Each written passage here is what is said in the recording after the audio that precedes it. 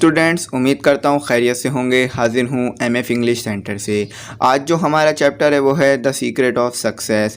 तो चैप्टर शुरू करने से पहले मैं आपको कहूँगा कि मेरी वीडियो को सब्सक्राइब और लाइक कर दीजिए और इस वीडियो का लिंक उन बच्चों तक शेयर कर दीजिए जो ऑलरेडी 9 और मैट्रिक में हैं। और मेरे चैनल पे आपको the last sermon of the holy prophet से लेकर द सीक्रेट ऑफ सक्सेस तक तमाम वीडियोस मिल जाएंगी, तो वो भी देख लीजिए और अपनी 9 की तैयारी को बहुत अच्छा कर लीजिए जिससे आपके 9 में अच्छे नंबर आ सके। चलें शुरू करते हैं।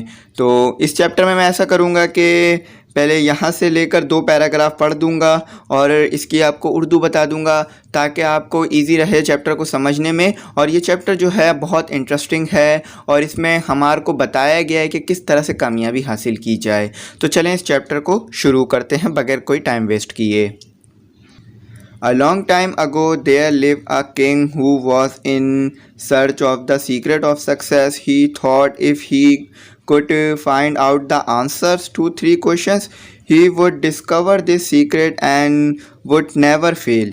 The questions were: what is the most important time to start some work? What is the most important work to do? Who is the most important person? तो स्टूडेंट्स, इसकी जो उर्दू है हमारे पास ये है कि बहुत अरसा पहले की बात है। एक किंग था जो कि ढूंढ रहा था और तलाश कर रहा था सीक्रेट ऑफ सक्सेस, यानी कामयाबी का राज तलाश कर रहा था।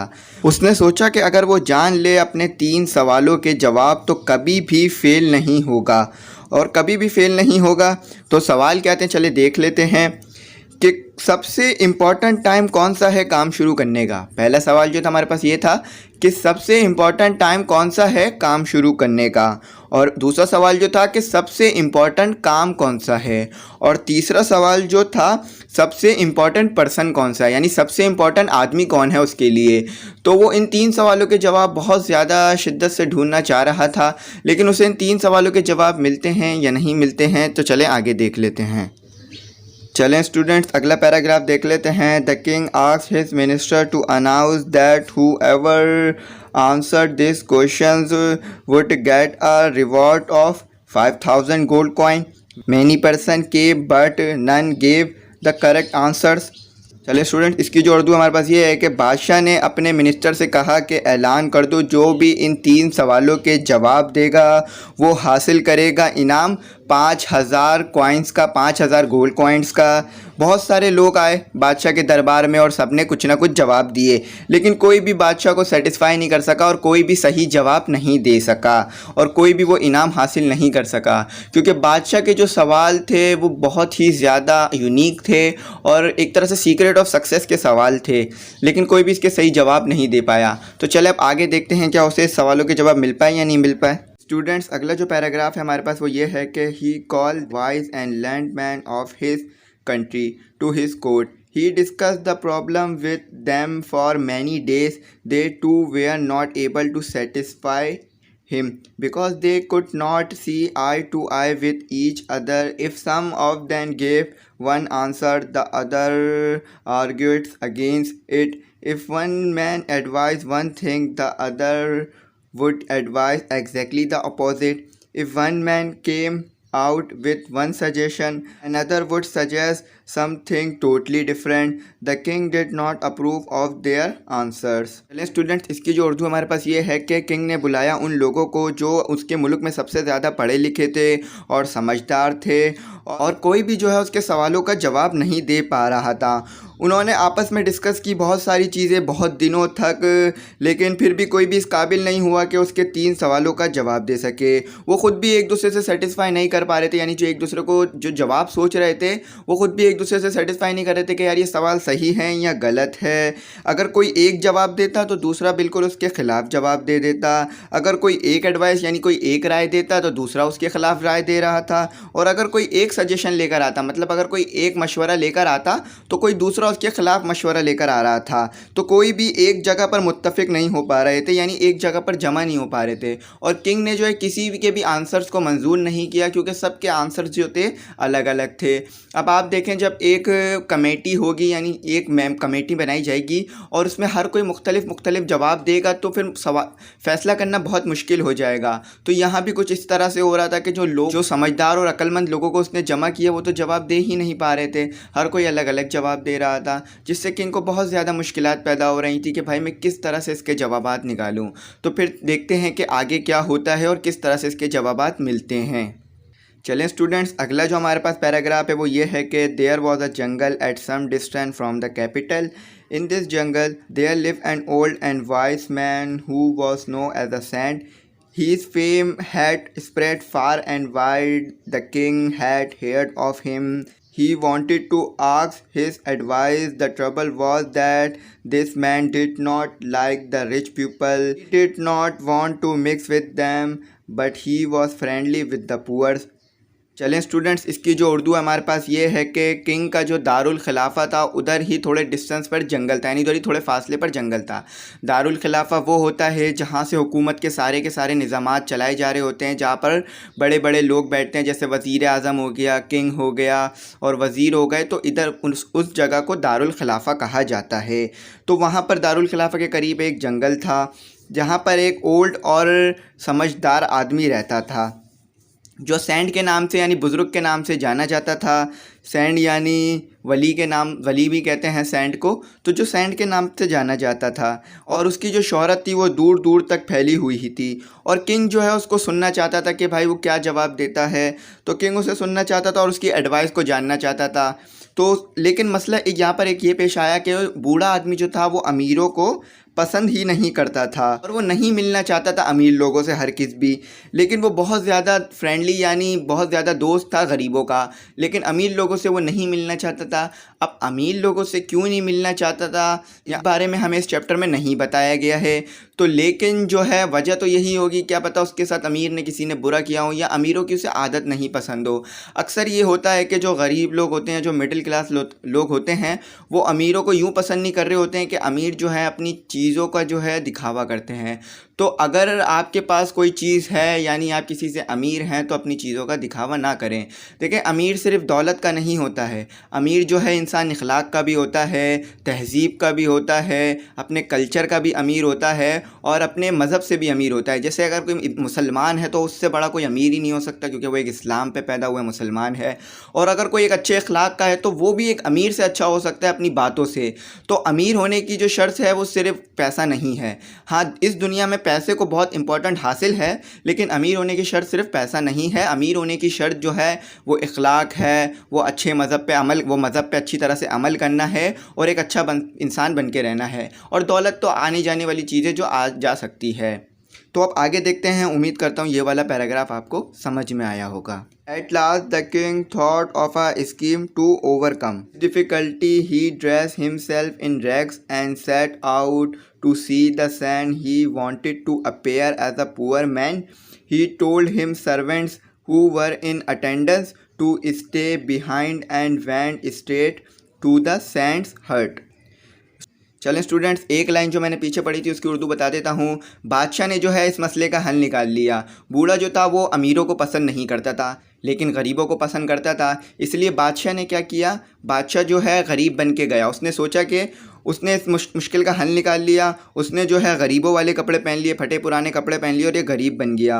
और जो है चला गया सैंड के पास, और वो सैंड के सामने जाना चाहता था, यानी सैंड के सामने आया गरीब बनकर। और वो सैंड के सामने गरीब बनकर आना चाहता था ताकि सैंड उसको पहचाने ना कि वो बादशाह है। लेकिन आपको तो पता है, बुज़ुर्ग जो होते हैं बड़े बड़े, वो पहचान लेते हैं। अगर कोई अमीर गरीब बने तो पहचान लेते हैं, क्योंकि उनकी इतनी ज़्यादा विज़डम यानी तजुर्बा होता है कि वो चीज़ों को बहुत अच्छी तरीके से पहचान लेते हैं। अगर आपके घर में भी नाना दादा दादी जिंदा हैं, तो अगर आपके साथ कुछ बुरा हुआ हो या आप नाराज़ हो तो वो फ़ौरन सबसे पहले पहचान लेते हैं। तो ये जो है बुज़ुर्गों के पास एक अल्लाह ताला की तरफ से दी गई नेमत होती है कि वो चीज़ों को जल्दी पहचान जाते हैं अपने तजुर्बे से।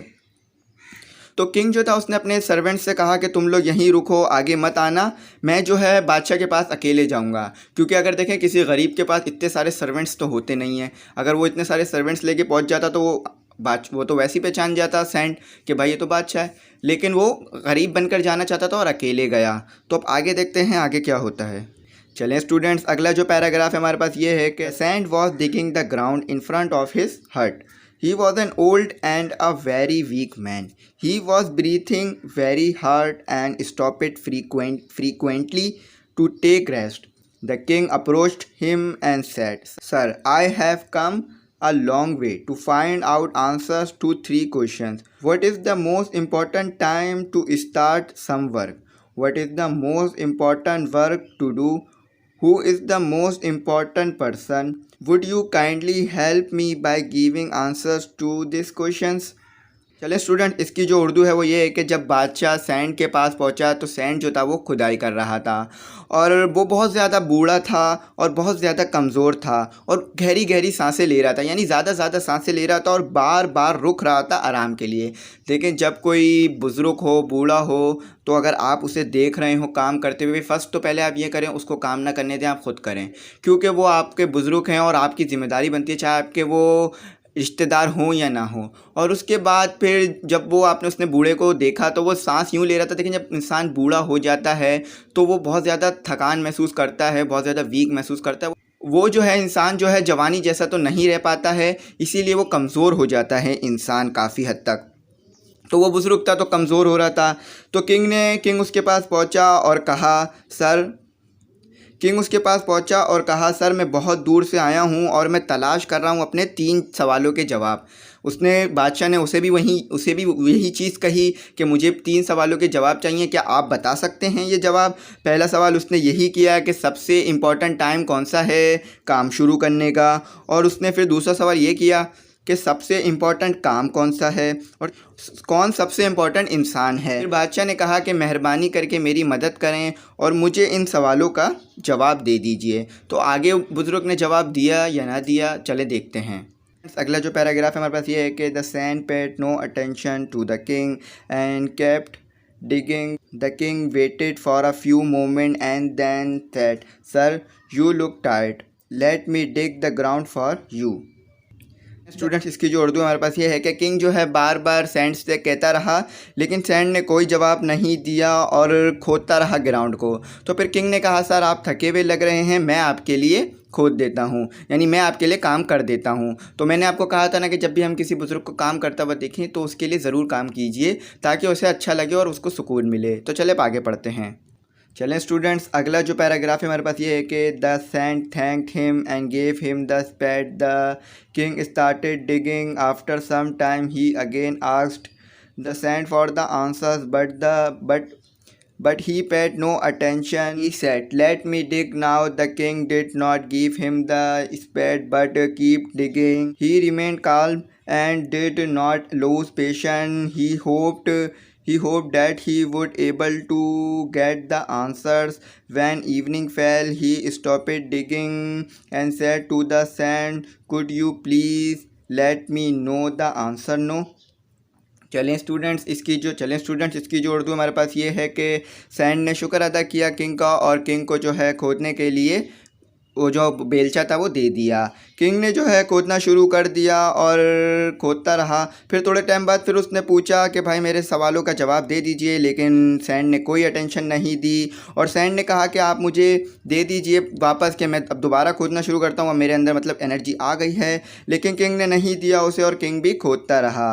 उस किंग ने सोचा कि ये अभी तो नहीं जवाब दे रहे, लेकिन थोड़ी टाइम बाद जवाब दे देंगे, और उसने अपना सब्र को नहीं खोया, यानी वो सब्र करता रहा और उसने उम्मीद की कि थोड़ी टाइम बाद मुझे जवाब मिल ही जाएगा। फिर रात हो गई और किंग ने भी जो है खोदना रोक दिया और सैंड से कहता है कि क्या आप मेरे इन सवालों का जवाब देकर मुझ पर रहम फरमाएंगे, लेकिन सैंड ने जो है कोई जवाब नहीं दिया। तो चले अब आगे पढ़ते हैं। चलें स्टूडेंट्स, अगला जो पैराग्राफ है हमारे पास ये है कि the saint still gave no answer but pointed to one side. The king glanced in that direction. He saw a bearded man running toward them. He was gripping a dagger in his right hand. When he reached them, he fell down and fainted. The king straight away carried देखिए इस sand ने जो है इसके सवालों के तो कोई जवाब नहीं दे रहा था और ना ही कोई उस पर तवज्जो दे रहा था। लेकिन उसने उसने एक तरफ देखा कि एक आदमी जो है दाढ़ी वाला आदमी उसकी तरफ बढ़ रहा है और उसके हाथ में जो है खंजर है और वो बहुत ज़्यादा ज़ख्मी है, तो वो उसे फ़ौरन लेकर जो है हट्स के अंदर चला गया, यानी झोपड़ी के अंदर चला गया ताकि उसकी बैंडेज की जा सके। तो चलें आगे देखते हैं आगे क्या लिखा है। The bearded man inside the hut and gently lowered him to the ground. He managed to stop the bleeding immediately and put a bandage on his wound. The bearded man soon fell asleep. चलिए student, इसकी जो उर्दू है वो ये है कि king ने जो है उस आदमी को लिटा दिया और कोशिश की कि किसी तरह से उसकी जो है खून को निकलने को फ़ौरन से रोक दे, और जो है बैंडेज की उसके ज़ख्मों पर, और जो दाढ़ी वाला आदमी था वो सो गया फ़ौरन। तो चले अब आगे देखते हैं आगे क्या लिखा हुआ है। स्टूडेंट्स अगला पैराग्राफ जो है काफ़ी बड़ा है तो दो हिस्सों में रीड कर देता हूँ।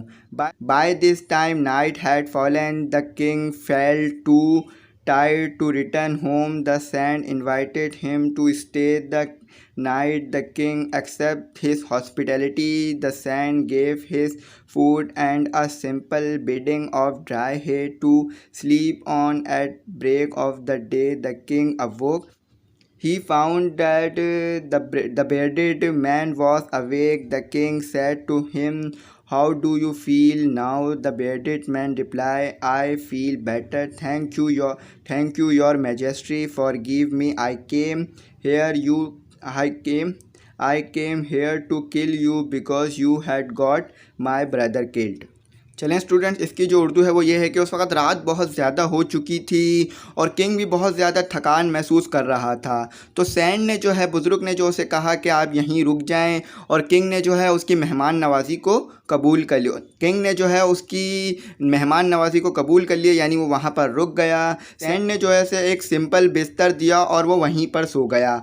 और जब रात ख़त्म हो गई दिन आया, मैन भी जाग गया है और उसने उससे पूछा कि तुम अब कैसा महसूस कर रहे हो। बेयर्डेड मैन ने रिप्लाई किया, यानी दाढ़ी वाले आदमी ने रिप्लाई किया कि मैं अच्छा महसूस कर रहा हूँ मेरे हज़रत। तो उसने कहा कि मैं तो यहाँ पर आपको मारने के लिए आया था क्योंकि आपने मेरे भाई को मारा है। तो चलें अब आगे देखते हैं आगे क्या होता है। चलें स्टूडेंट्स, अगला जो पैराग्राफ है हमारे पास ये है कि I became your bitter enemy out of grief. I was hiding and waiting for your return. As you did not return, I came out of my hiding place. Your servants saw me and recognized me. They wounded me seriously, but I escaped. Had you not cared for me, I would have been died. I have you now quote me as one of your most faithful servants. Saying this, he saluted the king and left. चलें students, इसकी जो उर्दू है वो ये है कि फिर वो दाढ़ी वाला आदमी कहता है कि मैं तो आपका बहुत बड़ा दुश्मन था और मैं यहाँ पर आपको मारने के लिए आया था। मैं आपका इंतज़ार कर रहा था कि आप कब वापस आते हो, लेकिन आप वापस नहीं आए और जहाँ पर मैं छुपा हुआ था वहाँ से बाहर आ गया और आपके सर्वेंट ने मुझे देख लिया और मुझे शदीद ज़ख्मी कर दिया और मैं वहाँ से भागा और यहाँ पर पहुँच गया और आपने यहाँ पर मेरी देखभाल की। अगर आप ऐसा ना करते तो मैं अब तक मर चुका होता। तो मैं आपका शुक्र अदा करता हूँ। अब मैं आपके कोर्ट में एक वफ़ादार सर्वेंट बनकर रहूँगा, यानी एक नौकर बन के रहूँगा। ये बात उसने कही दाढ़ी वाले आदमी ने और वहाँ से चला गया। चलें स्टूडेंट्स, अगला जो पैराग्राफ है हमारे पास ये है कि when the bearded man had departed, the king again asked the saint for the answer to this question. The saint replied, you have already been answered. The most important time was when you wanted to help me. The most important work was the digging of the ground, and I was the most important person for you. Had it not been so, you would have been written and been killed.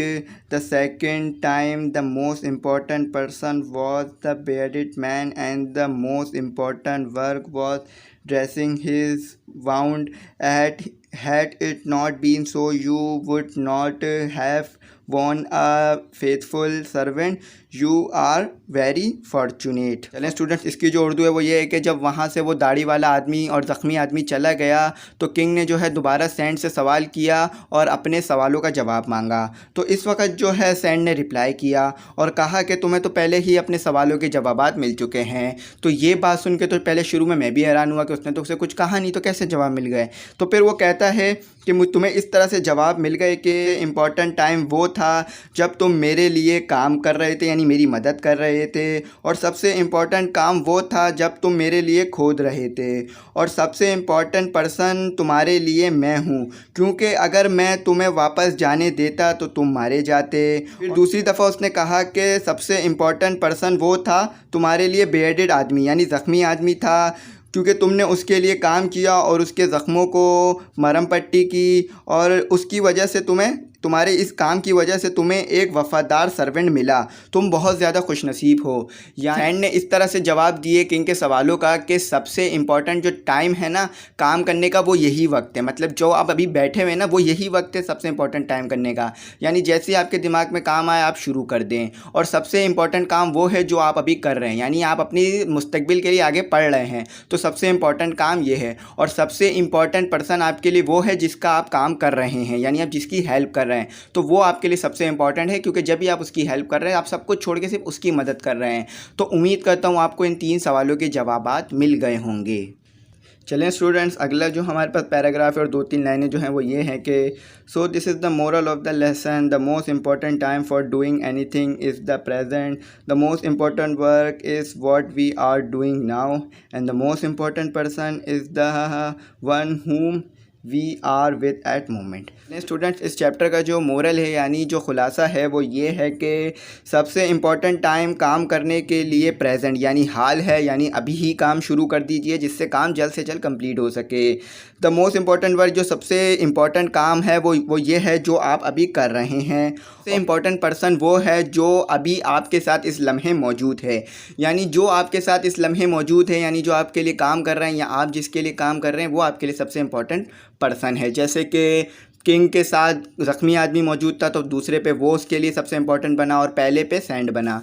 तो उम्मीद करता हूँ ये chapter आपको समझ में आया होगा, बड़ा ब्रीफ डिस्क्रिप्शन दिया है, और फिर भी कोई गलती क्यूरी या आपकी कोई डिफ़िकल्टी रह गई हो तो कमेंट सेक्शन में ज़रूर मैसेज कर दीजिएगा, रिप्लाई करूँगा। और लाइक और सब्सक्राइब और शेयर करना नहीं भूलिएगा। Thanks for watching.